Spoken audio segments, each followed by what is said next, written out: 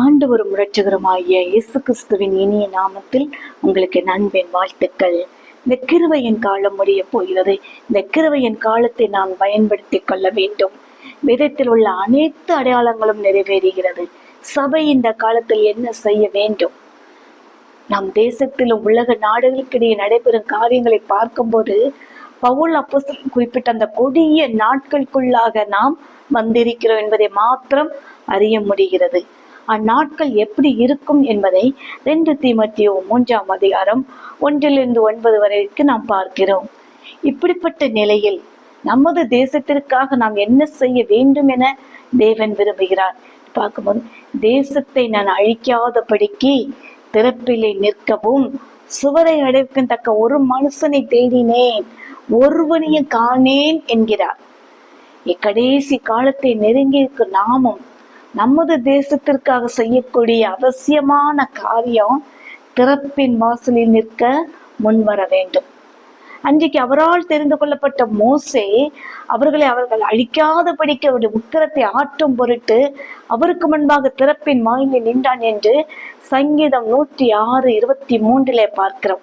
இல்லவெற்றால் அன்றைக்கு இஸ்ரவேல் ஜனங்கள் அழிக்கப்பட்டிருப்பார்கள். பிரியமானவர்கள், ஒரு நடந்த சம்பவத்தை உங்களுக்கு நான் சொல்ல விரும்புகிறேன். 15ஆம் நூற்றாண்டில் வாழ்ந்த ஜான் நாக்ஸ் இந்த ஸ்காட்லாந்து நாட்டு மக்களுடைய எழுப்புதலுக்காக திறப்பிலே நின்றார். இந்த ஸ்காட்லாந்தை எனக்கு தாரும், இல்லாவிட்டால் நான் மரித்து போகிறேன் என்று வைராக்கியமாக அவர் மன்றாடி ஜெபித்தார். அந்த நாட்டு ராணி ஐரோப்பாவில் உள்ள அனைத்து இராணுவத்தை விட அந்த ஜான் நாக்ஸின் ஜெபத்திற்கு நான் பயப்படுகிறேன் என்று சொன்னார்களாம். பாருங்கள், தனது தேசத்திற்காக திறப்பின் வாசலில் நின்ற அந்த ஜான் நாக்ஸ் மன்றாட்டு ஜெபம் வீண் போகவில்லை. எனவே நாமும் நமது தேசமும் அழிவில் இருந்தோம், தேவ கோபத்தில் இருந்தோம், தேவனுடைய கோபாக்கினையில் இருந்தும் விலகி பாதுகாக்கப்பட திறப்பின் வாசலில் நிற்பதற்கு நம்மை நாம் அர்ப்பணிக்க வேண்டும்.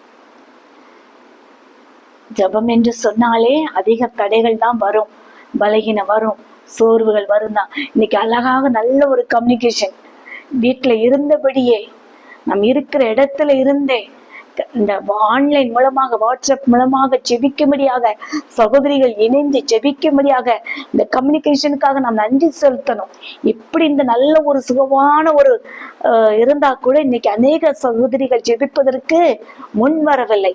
அவர்கள் சொல்வாங்க, சிஸ்டர் அந்த நேரத்துலதான் யாராவது வந்துடுறாங்க, இல்லைன்னா எனக்கு தலைவலி சோர்வுகள், உங்களால கடந்துதான் வர முடியவில்லை. ஆனாலும் இதை கூட நம்மளால செய்ய முடியாத ஒரு ஆனா ஒன்று தெரியுமா, நீங்க ஆயத்தப்படும் பொழுது நம்முடைய இருதயத்துல வாஞ்சை இருக்குமானால் எல்லா தடைகளும் நீங்கும்.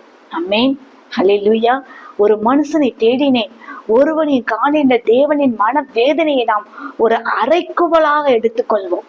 இதோ நான் ஆயத்தம் என்று கூறி மோசே மற்றும் எஸ்தர் தானியேலை போன்று நாம் திறப்பில் வாசலில் நிற்க முன் வருவோம்.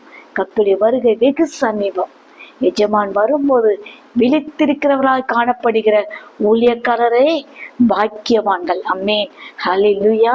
நாம் ஒவ்வொருவரும் இவாஞ்சலிஸ்ட் என்பதை நீங்கள் மறந்து போகாதீங்க. ஜெபிப்போமா. எங்கள் அன்பின் தெய்வமே, உம்மிடத்தில் இரக்கங்களும் மன்னிப்புகளும் ஒன்று. உம்முடைய மிகுந்த இரக்கங்களையே நம்பி எங்கள் விண்ணப்பங்களை உமக்கு முன்பாக செலுத்துகிறோம். அன்பின் கர்த்தாவே, எனது தேசத்து மக்கள் அன்றே வரவும், எனது தேசம் அழிவிலிருந்து தப்புவிக்கப்படவும், சமாதானத்துடன் ஜீவனம் பண்ணும்படியாக எங்கள் தேசத்தை பாதுகாத்து தாங்க. திறப்பிலே நிற்க என்னை அர்ப்பணிக்கிறேன். ஆமென், ஹல்லேலூயா, ஹல்லேலூயா.